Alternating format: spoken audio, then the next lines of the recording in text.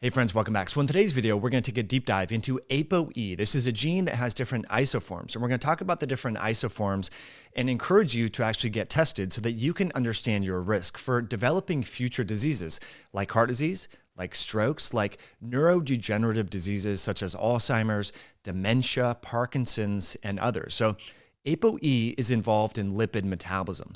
We're going to talk about how this affects lipid metabolism, lipid levels, and the different isoforms that you should know about, and I think get tested. You know, a lot of people want to know how they can modulate their risk for the diseases that are likely to decrease their lifespan and life expectancy, like heart disease, like dementia, and Alzheimer's. So let's dive into it and talk about what ApoE is and the different isoforms and how those isoforms affect your risk. So ApoE is a gene. The gene makes proteins that are involved in lipid binding, and it's the predominant cholesterol transport protein in the brain. So it affects both the brain and the peripheral cardiovascular system. So while the main function of ApoE is involved in lipid transport, it also binds and interacts with inflammatory components such as lipopolysaccharides, amyloid beta, and its function is believed to facilitate the clearance of inflammatory and pathogenic molecules, suggesting a role for ApoE in innate immunity.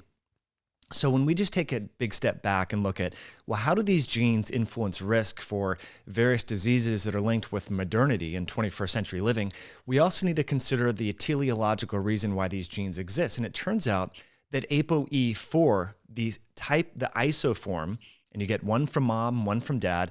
And so the risk of, if you have two alleles, one from mom, one from dad, the risk of having future Alzheimer's disease is increased by up to 15-fold. And if you just have one copy of the gene, it's just a 2 to 3-fold increased risk of developing Alzheimer's disease. But again, going back to why do these genes still exist if they exacerbate potentially Alzheimer's disease or having a stroke or a heart attack? Well, it turns out that there was some sort of protection back when we were exposed to pathogens like malaria and tuberculosis and other pathogens. So we have to think about, why these genes exist. For example, why do people, have an increased propensity to gain weight and become overweight? Well, that would have been advantageous, this sort of thrifty genotype, back before the advent of refrigerators and modern food and processed food, right? Because food was harder to come by. So we need to always consider the context. So what was protective 500, 600, 700, 1,000 years ago may be maladaptive in our current hyper-palatable, ultra-processed food environment. So just understand that as we go through this. We don't want to put genes in this bucket of good or bad.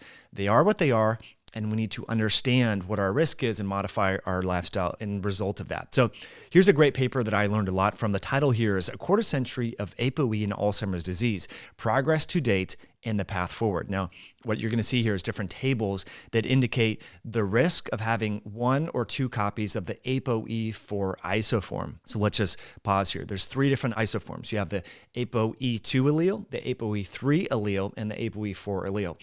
2 is pretty neutral in terms of risk.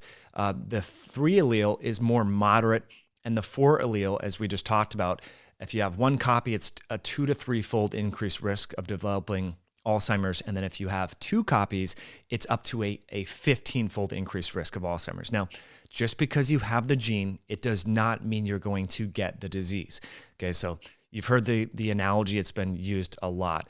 Genes load the gun, your environment pulls the trigger. So if you have the 1 or 2 copies of the 4 allele, what does that mean? That just means that you need to double down on your lifestyle, your healthy living strategies. We're going to talk about omega-3s and why that's important, low carb and low insulin diets, and much more. So this image I thought would help you better understand longevity, lifespan, various parameters regarding cardiovascular disease, stroke, and also neurodegenerative diseases.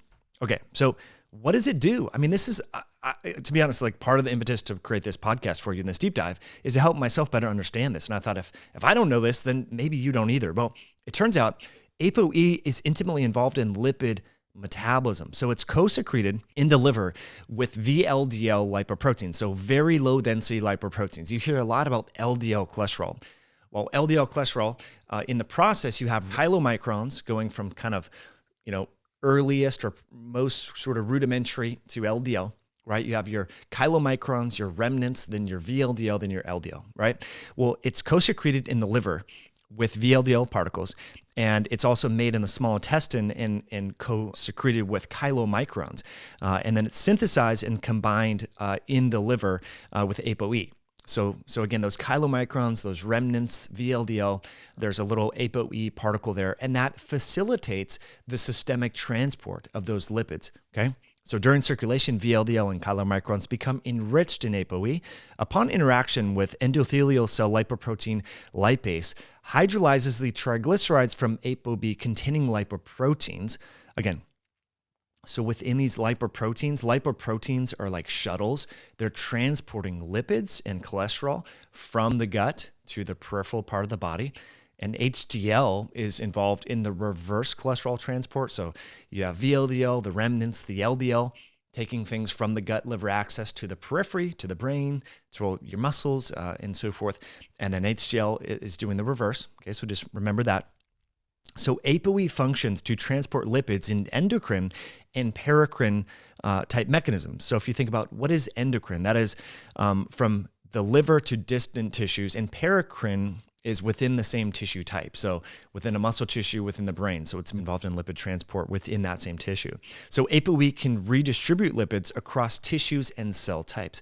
ApoE influences lipid metabolism by acting as a ligand for receptors. So to facilitate the absorption of triglycerides and cholesterol, it helps to facilitate that lock and key mechanism within cells. And so ApoE lipoproteins interact with LDL receptors and also regulate the levels of LDL and VLDL. Okay, so it's involved in both the catabolism of lipids and the anabolism of lipids. So if you think about when you're fasting, you're tearing down lipids, right, to create energy, for example, to make ketones and much more. Now, in the post-meal state, you're building, there's anabolic processes that are mediated by insulin. So it's involved in both ends of the spectrum. And increased ApoE synthesis, plasma levels, or liver secretion is associated with VLDL synthesis and secretion. So really important stuff. I thought this image would help you. It really, that little orange dot there is the ApoE particle. So you can see it being co-secreted with the chylomicrons and also VLDL in the small intestine and in the liver, where it's facilitating the systemic metabolism of the lipids, okay? So as this image talked about here, ApoE is secreted by the liver with VLDL, cholesterol, and bile acids. In the capillaries, lipoprotein lipase releases ApoE from free fatty acids for distributing them to peripheral cells. So we've talked about lipoprotein lipase. We've talked about how insulin facilitates that. So that's a little bit different from hormone-sensitive lipase. So when you're making a deposit, a metabolic deposit, lipoprotein lipase facilitates that. When you're making a metabolic withdrawal, hormone-sensitive lipase facilitates that. So high insulin environment, increased levels of lipoprotein lipase. Low insulin environment during fasting or exercise facilitates the increase in hormone-sensitive lipase and liberates stored energy. So think about that. Now, first, I do want to continue on and talk more about the heart and ApoE4 in the heart and how that might increase risk for developing cardiovascular disease and having a stroke, and also in the brain, what it does with amyloid beta and tau protein. But first, I want to welcome you back. Thank you for being here. It's Mike Mutzel. If you're enjoying this content, please do two things. Leave a comment below and hit that like button. That goes a long way. And if you're in iTunes, you can leave us a little bit of feedback. That really helps. Now, as we continue to talk about ApoE and its risk or increasing your risk for various diseases, I want you to think about, well, what can you do? And what additional tests should I do to consider if my lifestyle is matching and it is ideal for my different genotype? And I want to introduce to you the omega-3 index test. What's unique about this is this will test your blood levels of EPA and DHA. So it turns out when you're modifying your lifestyle to best sort of mitigate the potential increased risk for diseases that are contributed to having one or more alleles of the ApoE4 isoform. By the way, I'm a 3-4, so my risk is a little bit higher than, say, a 2-3 or a 3-3, right? So what do? Well, I'm trying to optimize my body's omega-3 fat levels because it turns out that omega-3 fats from both fish in the diet and also dietary supplements and increasing your body's omega-3 index has been shown to enhance protection for individuals that have one or more allele of the ApoE4 isoform. So you can now test your omega-3 index over at our sister company, myoscience.com. So this is a really non-invasive at-home omega-3 test. It's just a blood spot test. You send it in to OmegaQuant. We've had Bill Harris on the show before, so now we've partnered with them to offer this test. It's a $49 test, but you can save 15% with the coupon code podcast over at myoscience.com. This is really helpful because I'm sure you eat grass-fed, organic. You do all the healthy living and healthy nutrition, eating real food. Well, I was surprised that my omega-3 index was actually 4.9%. And again, I took a break from supplements. I wanted to see where things were at. And that encouraged me to, number one, eat more wild-caught, fish, and then also take about a gram or two of omega-3, high-quality, third-party tested omega-3 fats per day to increase my omega-3 index, because there are links independent of ApoE isoform with a low omega-3 index and risk for various diseases. So we're going to talk a little bit more about that later, but I just want you to understand and realize that this is something that you can do to be proactive about helping brain and heart health. So definitely check out your omega-3 index. I'll put links below to dive more into that. So let's transition and talk about ApoE in the heart and lipid levels and your risk and what you should do when it comes to a saturated fat diet or a low carb diet and all that. So more background, ApoE4 isoforms differentially affect blood lipid profiles in humans.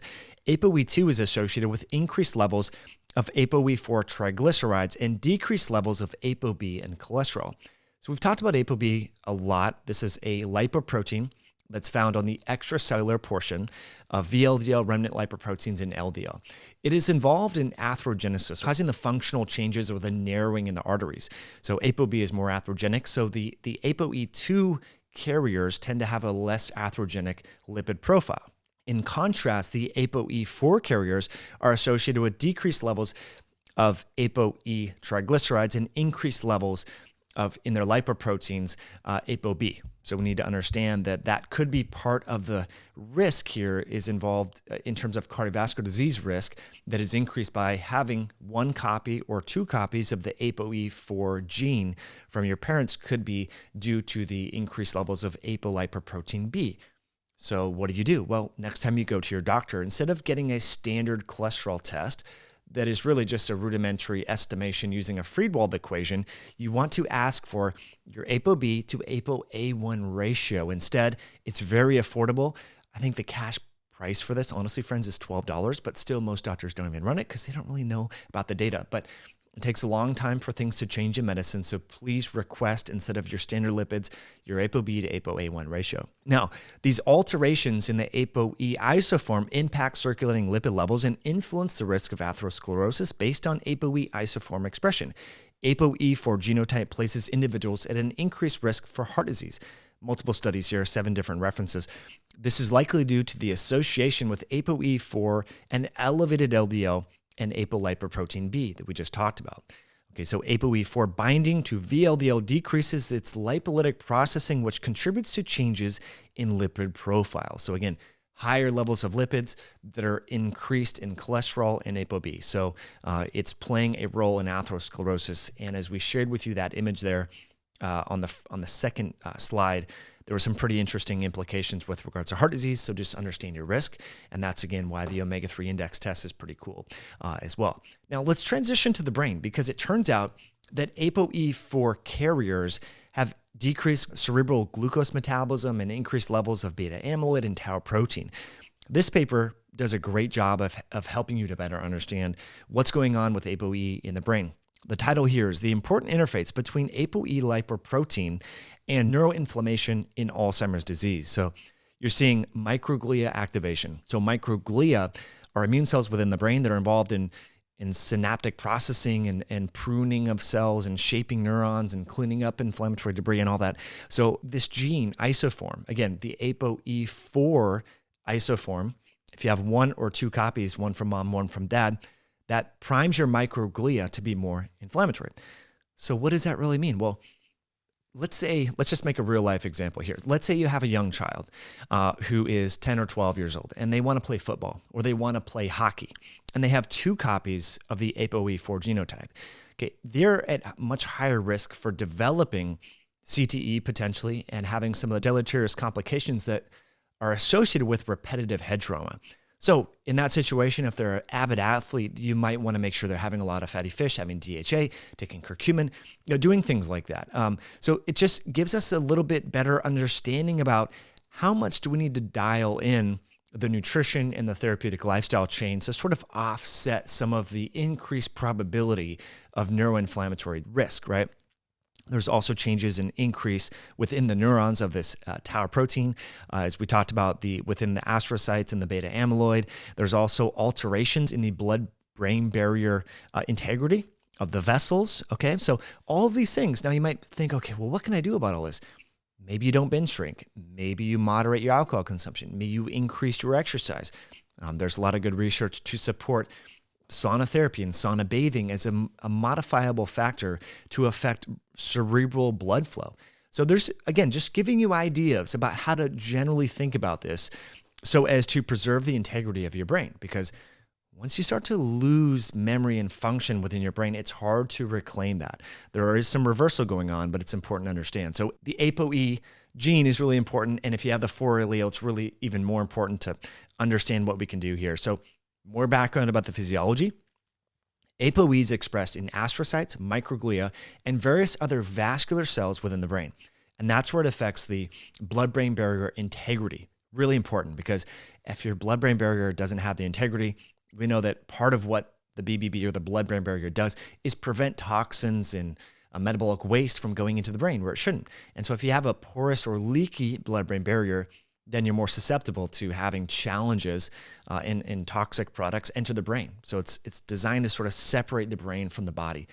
So you want to support the vascular integrity there. So numerous studies cite increased expression of ApoE in stressed neurons.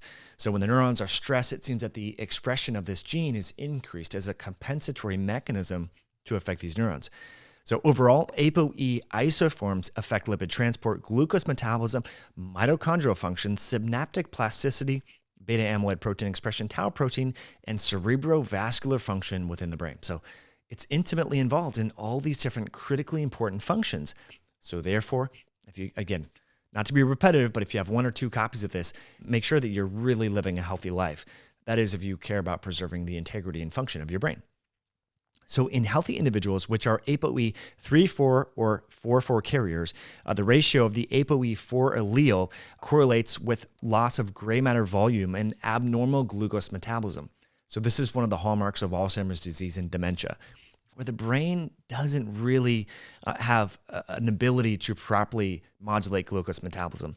ApoE4 is associated with increased cortical atrophy and decreased cortical gray matter in those with Alzheimer's. So there's a correlation here. Now, again, I don't want to sound too doomsday or deterministic.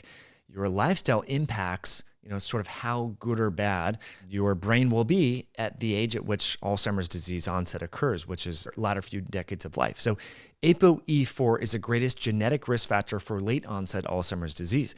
ApoE4 also influences the risk and outcomes for stroke. Here's that traumatic brain injury that I was talking about with the analogy of a football player if you have a young child. Multiple sclerosis, Parkinson's disease, and frontotemporal dementia. So I'm not sure how that differs from just dementia, but anyway. And in some studies, Alzheimer's disease is defined by cognitive decline, memory loss, and postmortem extracellular amyloid beta plaques and neurofibrillary tangles. These are the tau tangles. So a lot of interesting things going on here. Hopefully this image here will help you to better understand how having 1 or 2 copies of the ApoE4 isoform affects your brain. And again, so finishing off, so what do we do? What about a low-carb diet? Well, it turns out the data is a little mixed on this, and I want to share with you some of the studies because if you just look at this recent review here, this was a scoping review of dietary factors conferring risk or protection for cognitive decline in ApoE4 carriers. Of course, they say a low-fat diet, right? Now, the challenge here is disentangling these epidemiological studies from saturated fat, from like real whole food like eggs or meat products and things like that, from saturated fat found in fried foods and processed foods, right? So, if you look at saturated fat in the diet, a lot of people are having saturated fat in the form of buns they're having hamburgers and French fries and soda and the whole thing. So it's hard to disentangle the quantities of fat from other carbohydrate or disease-forming foods. So this is kind of why I like to rely upon some of these case studies that are actually looking at this and looking at how a low-carb but high-fat diet actually influences risk of cardiovascular disease and mild cognitive impairment. So this study came out. This was just a case report, and I've been in contact with these different scientists here at Bethel University in Minnesota. The title of the paper is Metabolic Syndrome Marks Early Risk for Cognitive Decline with ApoE4 Gene Variation, a case study. Now, what was important about this study is, again, all the data, there's a large body of data that essentially say if you have one or two copies of the ApoE4 allele, you should essentially avoid saturated fat at all costs. Now, what this study did, and it was a case study, looked at an individual who had early cognitive decline, who was also an ApoE4 carrier, put them on a low-carb, high-fat diet, and actually observed beneficial changes with regards to cognitive scores and other metabolic parameters, which conflicts and contrasts with all of the epidemiological data with regards to a low saturated fat diet. So what do we make of this? Well, obviously we need more data and research, but I think it goes without saying. And Dr. Peter Attia had a wonderful podcast with a researcher who's saying, I can't remember his last name, but he studies lipidology and ApoE4 metabolism. It was an excellent discussion. And one of the many take-homes that I learned from listening to that podcast was if you have one or two copies of the ApoE4 allele, a lower carb diet and increased fish in your diet is one of the most important things that you can do because it impacts brain metabolism and lipid levels in a favorable manner. So it seems that the correlation with poor outcomes, if you have an ApoE4 allele, seem to be mediated by insulin resistance. And so again, if you're eating the processed food, but it's low in saturated fat, you may not be serving yourself in the best manner. So instead of vilify the fats, we need to focus on having more whole real food and driving the glycemic index and glycemic load down from the diet. So again, in closing, the things that we need to figure out or focus on, like myself having 1 4 allele copy, intermittent fasting, compressing the feeding window as strategies to lower that glycemic variability, glycemic load. Exercise every day, walking, paired with 2 to 4 days a week of resistance training. For me, it's having a lower carb diet. Again, may not work for everyone, but for me, I find that helps with cognitive performance, just overall energy levels, keeping body weight down, and much more. And also increasing the omega-3 fats in the diet. So like I said, take a gram or two of a high quality omega-3 fish oil per day. Also have fatty fish that's wild caught, not farm raised, wild caught. Remember the farm raised fish, they're getting soy protein and corn. You don't want that, right? You want fish that are out, free swimming and eating algae, okay? Because they're going to have high concentrations of DHA from the algae that they eat in their body. So those are just some of the strategies that I think you should consider. And I've been told by different doctors that I've known and worked with over the years that people should consider, especially over the age of 50, periodic rapamycin, microdosing rapamycin, if you have 1 or 2 copies of the ApoE4 allele. Okay, so we've talked about rapamycin before. This is an mTOR inhibitor that might sort of delay the onset of dementia and Alzheimer's disease. So as always, friends, hopefully you found this helpful. I know there was some jargon in this podcast, so the video version of this interview you might find helpful. I will put the timestamps below and also the articles and the images so that you can go back and better understand this. Again, you have to do a lot of digging to sort of understand what ApoE does and what should we do about it. There's a lot of conflicting data here, and I'm surprised at how many people don't even know their ApoE genotype. It's important because, again, data empowers you, at least helps you to make better nutrition and lifestyle and exercise choices. So hopefully you found it helpful. If you did, hit that like button, and we will catch you on a future podcast down the road. Bye now.